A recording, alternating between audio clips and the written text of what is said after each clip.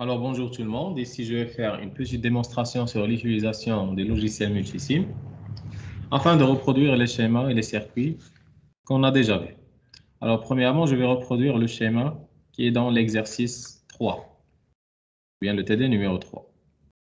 Alors regardez s'il vous plaît, il me faut ici deux résistances, une inductance et une source de tension alternative. Alors je commence par la source de tension alternative que je vais la trouver ici, dans bien sûr AC Power. Alors, je vais la mettre ici. Je vais préciser sa valeur efficace qui est 230 d'après l'exercice, je pense. Voilà, 230 et 50 Hz dans la fréquence. Bien, et je vais la mettre à côté. Après, j'aurai besoin d'une masse, toujours, je dois l'utiliser. Toujours la masse, je vais la mettre ici. Bien. Et maintenant, les composants. Je commence par l'inductance. Je la trouve ici, inducteur. Je choisis OK. Et je vais la mettre ici. Je précise sa valeur qui est de 20 millihenries. OK. Et de résistance, vous avez la première résistance qui va être en série avec cette inductance. Et bien sûr, une autre en parallèle. Alors, celle qui est en parallèle, sa valeur, c'est R20. Alors, normalement, c'est 20, là. Et sans label, je vais mettre ici 1 comme label. Alors, il ne me permet pas de changer parce que je dois changer celle-là. Je vais mettre R3 et après, je peux la modifier. Ça, c'est R1. Ça, c'est R2. La valeur de R2, bien sûr, c'est 10. Alors, regardez, c'est 10. Voilà. Et maintenant, je fais mon schéma comme suite. Alors, juste poser le curseur et bien sûr, les câbles vont se créer automatiquement.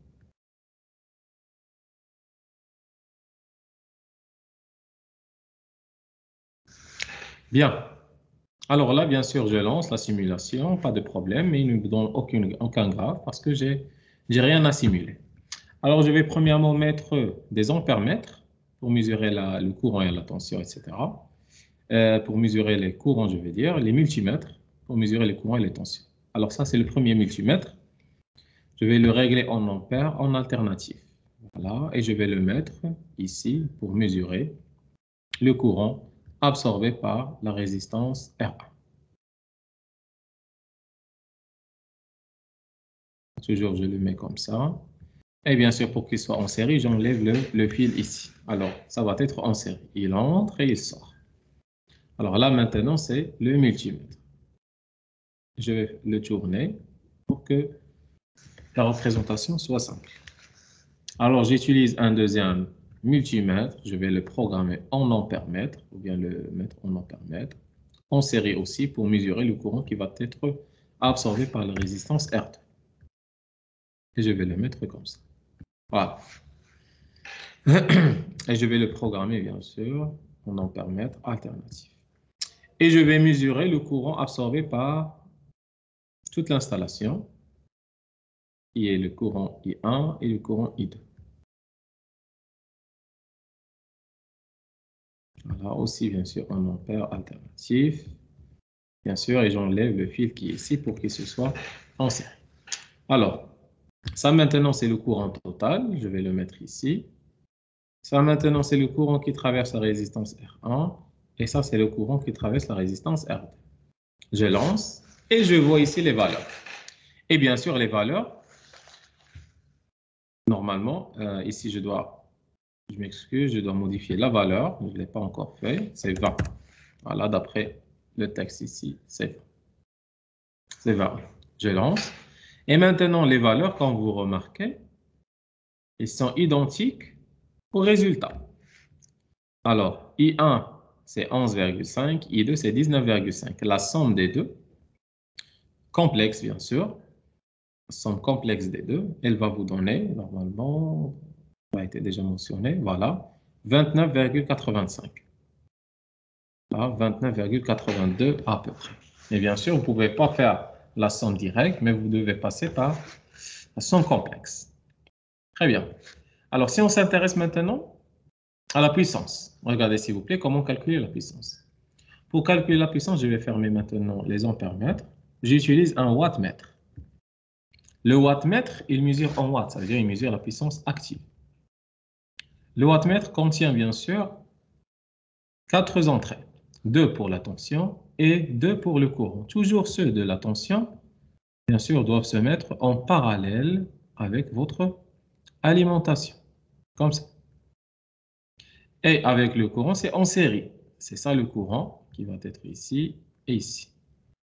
Et je vais éliminer bien sûr le petit fil en milieu pour que ça soit en série. Il entre ici. Et le wattmètre, bien sûr, me donne power factor, qui est le facteur de puissance, et la valeur de la puissance. Voilà. Alors, la puissance active consommée, c'est 6431. Je vais vérifier. C'est 6000, voilà, 431 ou bien 6440. C'est la même chose. Le facteur de puissance, c'est 0,93. C'est celui-là. Maintenant, comment déduire le facteur ou bien la puissance active et réactive, la puissance apparente et réactive, je veux dire. Tout simplement, si on connaît le courant absorbé par l'installation qui est le 29,8 et je connais la tension d'alimentation qui est le 230, en alternative, c'est tout simplement le V fois le I. Voilà. Et je lance l'alimentation. Vous avez ça, c'est le P. Ça, c'est le cosinus phi. Ça, bien sûr, c'est le V, ou bien le courant. Et vous avez la tension. Vous pouvez aussi le déduire à partir du cos phi, parce que le cos phi, c'est P sur S. Le S, c'est aussi, bien sûr, le S, et bien sûr, ça va être le P sur le cosinus phi. Vous pouvez le déterminer comme ça. Mais aussi, on peut le déterminer en faisant juste la multiplication entre la tension et le courant d'alimentation, ou bien absorbé par toute l'installation que vous avez. Et bien sûr, ce qui vous reste, c'est la puissance réactive. On peut la déduire ou bien la déterminer à partir, bien sûr, soit aussi du cos phi, vous le calculez en sinus de cosinus moins 1, vous faites le V fois le I, ou bien je peux le déterminer aussi, bien sûr, avec le S. Je sais que le S, c'est la racine P carré plus Q carré, et vous pouvez prendre, bien sûr, le Q et le faire sortir. Bien, et merci.